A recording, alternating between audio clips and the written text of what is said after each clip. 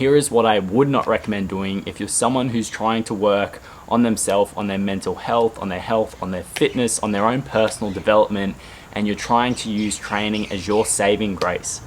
I would not recommend drinking the Kool-Aid that a lot of these influencers and people on Instagram and YouTube put out there, that training should become your whole life. I do believe that it should become a big part of your life, and I do think there's a lot of value in really committing to your training, but a lot of these people make you believe that you have to be on your own to do this. And while I do think there is some merit to having this lonely chapter or going monk mode in your life, I think if you live in that place for too long, you're going to wind up unhappy, and as fit as you may be and as well as you may look, you're not going to have anyone to share that with. And a lot of your success and accolades in life are purely going to come from your training, whether it's lifting in the gym, running, a combination of both, whether it's a sport that you play. I am speaking from experience when I talk about this, because I've had so many points in my life where I've had a heartache or something went wrong, or I was struggling with work or study, and training was always the thing that I turned to.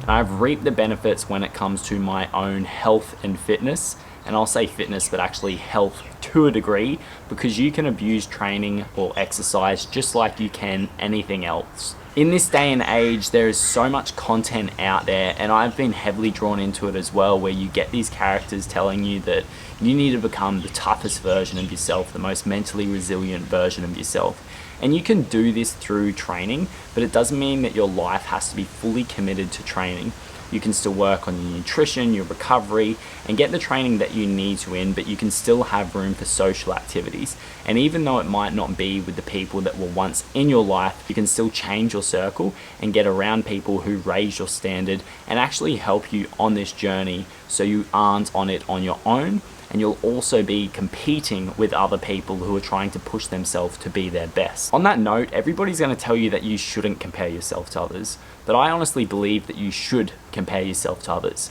because when you do, you can set an example of the person you don't want to be, and you can set an example of the person that you want to be. What you need to consider with this though is that how that person actually feels and what they invest, what they do on a day-to-day basis to get to that point in their life. Obviously, someone that is sitting in a position that you would deem worse than where you actually are, they probably aren't doing a whole lot of things that you would see would positively impact your life. However, someone who you would deem more successful than you, whether it is in training, health, fitness, whether they're very wealthy and successful in their career or the business that they're running, or it looks like their relationships are going really well, remember, you're always only seeing the tip of the iceberg and not everything that's beneath the surface. So what would I recommend if you're someone who is trying to work on their self, their mental health? Maybe you've come out of a breakup, maybe you've just come out of a hard point, or you're going through a harder point in your life and you want to use exercise as an avenue for you to have an outlet, but also to improve your own health and fitness, and maybe to develop some character.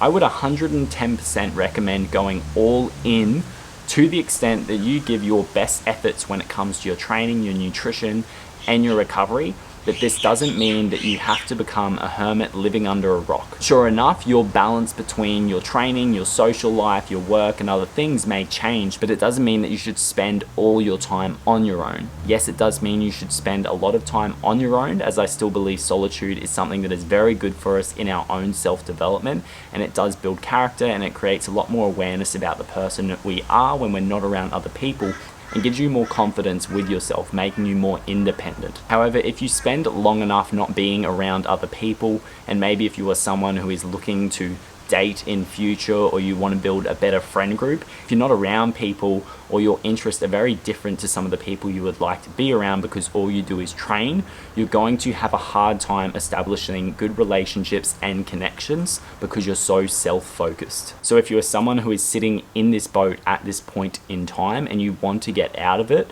I wouldn't actually just say start talking to people on social media. But if you're at a gym, maybe you're someone that trains on their own, maybe you could look into some form of group training. Maybe you could look into doing a run club where you can meet some more people. Get online, do research in your area, what's going on around you. Or maybe you can jump on social media to see if there's some group meetups around you that have something to do with fitness activities, so you can get around people who have the same interests and are looking to stay active and take part in some form of exercise. Another thing that I would throw out here is that if you're interested in picking up another skill set or looking to another sport, you could look at joining a gym like boxing, Muay Thai, Jiu-Jitsu,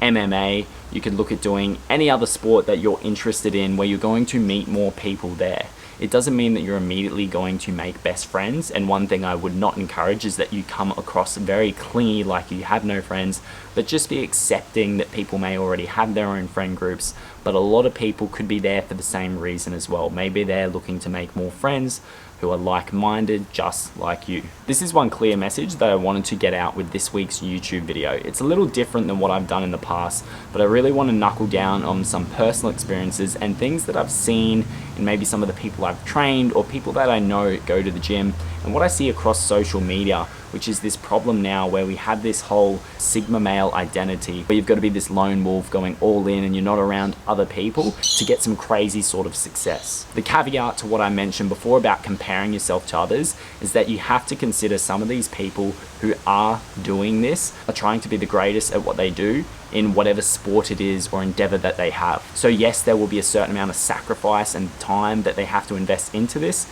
but I can still guarantee they're having some of their family or friends around who support them, and they probably keep their circle small, but they know they've still got a strong circle of connections, a strong support group to rebound on, to seek support from when they're in need. Because if you don't have this and you commit your next few years to training and your mental health already isn't in a good place, becoming lonely isn't going to be something that helps it. I hope you guys enjoyed this video today. This is something that really hit home for me in the past, and I think would help a lot of young guys out there who are seeing a lot of this content that's telling them to go all in on themselves, become the lone wolf. And whilst I agree that you should go all in and give your best efforts when it comes to your training, nutrition, recovery, and own self-development, I think if you dive too far down this rabbit hole, it's going to leave you lonely and depressed, and you're going to struggle socially, you're going to struggle with dating, you're going to struggle having a good circle of friends in the years to come, which is something you don't want to look back on and regret. Please let me know if you've got any conflicting arguments against this in the comment section below.